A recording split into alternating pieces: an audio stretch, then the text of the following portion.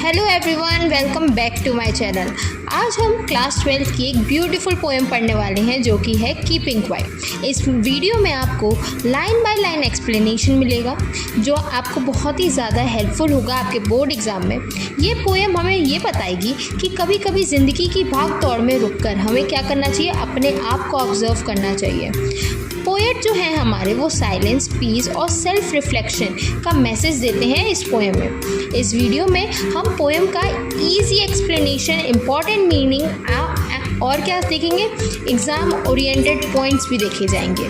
तो वीडियो को एंड तक ज़रूर देखिएगा और अगर वीडियो आपको पसंद आए तो लाइक, सब्सक्राइब और शेयर ज़रूर करिएगा। चलो अब पढ़ते हैं थोड़ा सा हमारे पोएट के बारे में। जो हमारे पोएट हैं पाब्लो नेरुदा, उनका असली नाम नेफ्ताली रिकार्डो रियाज बलसूतो। अब आप पूछोगे मैम इसे याद करना है? नहीं, इसे आपको बिल्कुल याद नहीं करना, बस आपको बता दिया गया है। उनका जन्म पेरेल चिली नाम के शहर में हुआ था। नेरुदा की पोएम बहुत ही ज़्यादा सिंपल टू अंडरस्टैंड इमेजेस के साथ होती है, मतलब आपको उनकी पोएम बहुत ही ज़्यादा सरल भाषा में मिलेगी।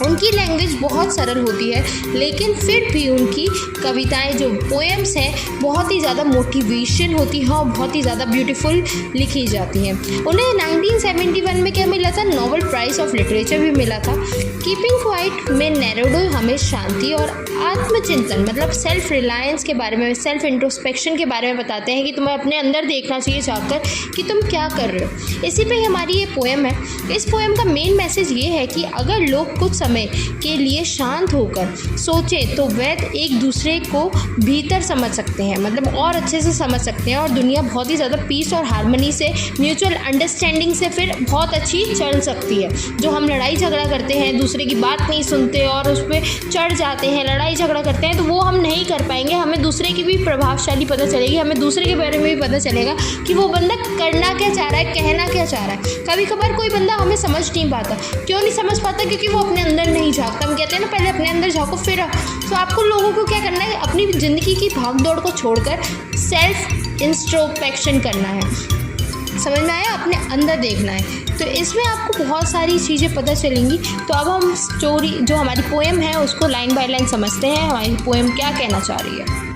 Moving to the poem, now we will count to 12 and we will all keep still.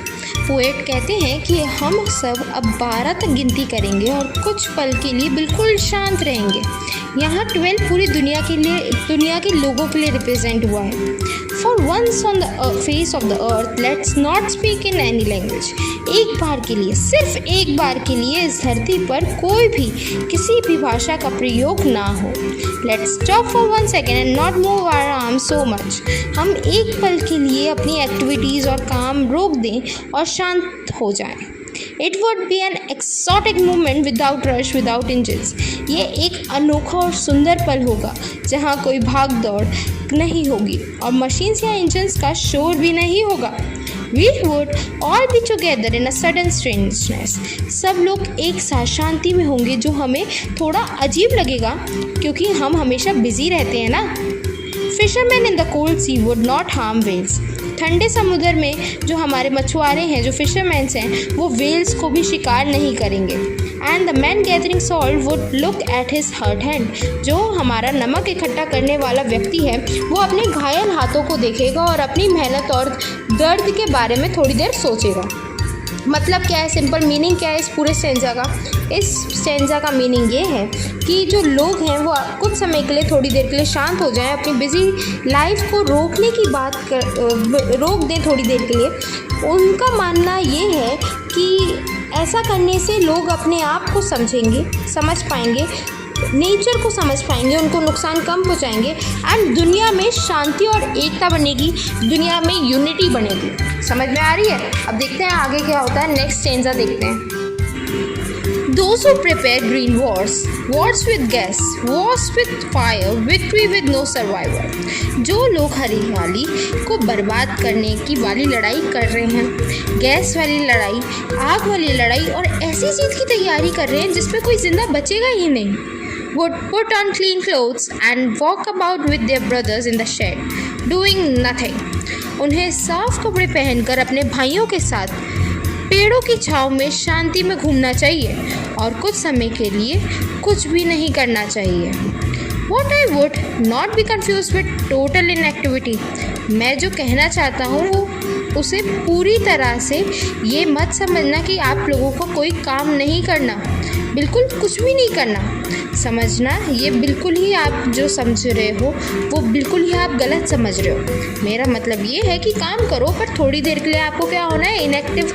थोड़ी देर के लिए इनएक्टिव हो जाओ, थोड़ी देर के लिए अपने ऊपर सेल्फ इंट्रोस्पेक्शन करो, बट इट डजेंट मीन्स कि आप आलसियों की तरह बैठे रहें, है ना। आपको काम करना है, पर थोड़ी देर के लिए अपने ऊपर भी ध्यान दो, ये कहना चाह रहे हैं poet. Life is what it is about. I want to no truck with death. मैं ये नहीं कह रहा, मेरे को ये नहीं चाहिए कि आप लोग क्या करें, बिल्कुल ही काम ना करें। मेरा उद्देश्य जीवन को समझना और उसकी कदर करना है। मेरा मौत से कोई लेना देना नहीं है, ये हमारा पोएट कहना चाह रहे हैं। If we were not single minded, अगर हम इतने ज़्यादा एक ही चीज़ के पीछे पड़े हुए होते। अब हम देखते हैं हमारे इतने सारे स्टेंजास में पोएट ने कहा क्या है। पोएट ये कहते हैं कि जो लोग युद्ध और विनाश की तैयारी करते हैं उन्हें कुछ देर के लिए रुककर शांति और भाईचारा के साथ जीवन गुजारना चाहिए। थोड़ी देर बैठें और सोचें हम कर क्या रहे हैं। जो लड़ाई वो दोनों कर रहे हैं, वो लोग कर रहे हैं इन्वायरमेंट के साथ, लोगों के साथ, गैसेस के साथ। उसका जो एंड पॉइंट होगा वो डिस्ट्रक्शन ही होगा, डिस्ट्रॉय ही होगा सब चीज़ें। उससे कुछ नहीं होगा आगे जाके, कोई भी उस इन्वायरमेंट में सर्वाइव नहीं कर पाएगा। अगर पेड़ भी हम काट रहे हैं, हम अगर वॉर विद ग्रीन कर रहे हैं, मीन्स अगर हम पेड़ पौधे भी काट रहे हैं तो आगे जाके हमारे को ही नुकसान होने वाला है। उसके बाद पोएट कीपिंग क्वाइट का ये मतलब बिल्कुल नहीं कहते कि हम लोगों को बिल्कुल ही इनएक्टिव होना चाहिए। अब हमारे पोएट जी ने कह दिया है कि बिल्कुल ही आप लोगों को कोई काम नहीं करना है। इट डजेंट मीन्स कि आप लोगों को कोई काम नहीं करना, आपको सेल्फ इंट्रोस्पेक्शन करना है। इट मीन्स कि आपको थोड़ी देर के ऊपर अपने ऊपर देखना है कि आप कर क्या रहे हो, आप सही राह पे चल रहे हो नहीं चल रहे हो। बट इट डजेंट मीन्स कि आप बिल्कुल ही एक दिन दो दिन कोई काम नहीं कर रहे हो। ये हमारे पोएट जी कहने चाह रहे हैं।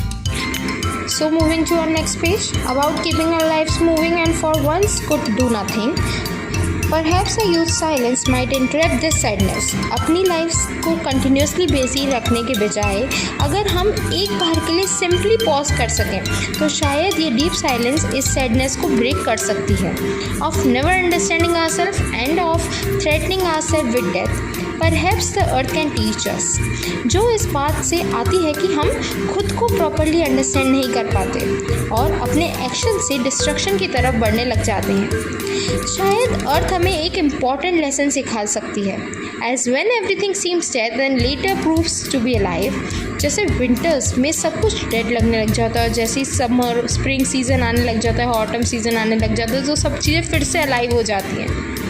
Now I will count to 12। अब मैं 12 तक काउंट करूँगा एंड आप लोगों को क्या करना है, आपको फिर से शांत हो जाना है और मैं फिर चला जाऊँगा। हमारे पोएट प्यार से ये जो ब्यूटीफुल पोएम है यहाँ पर हमारी ख़त्म हो जाती है जब हमारे पोएट गुड बाय करके हमें फिर चले जाते हैं। तो कैसी लगी आपको video? If you like this video तो लाइक ज़रूर कर दीजिएगा, कमेंट ज़रूर करिएगा, शेयर ज़रूर करिएगा और मेरे को ये बताइएगा आपको कीपिंग क्वाइट कैसी लगी। वैसे तो कीपिंग क्वाइट हमें ये सिखाती है कि लाइफ की भागदौड़ में कभी कभी पॉज लेना भी ज़रूरी होता है। थोड़ी सी साइलेंस और सेल्फ रिफ्लेक्शन हमें बेटर पर्सन बना सकती है। अगर आपको ये एक्सप्लेनेशन बहुत ज़्यादा हेल्पफुल लगी हो तो वीडियो को लाइक करें, शेयर करके जाना और चैनल को सब्सक्राइब भी करना। Okay, thank you for watching. See you in the next video. Bye bye. Take care.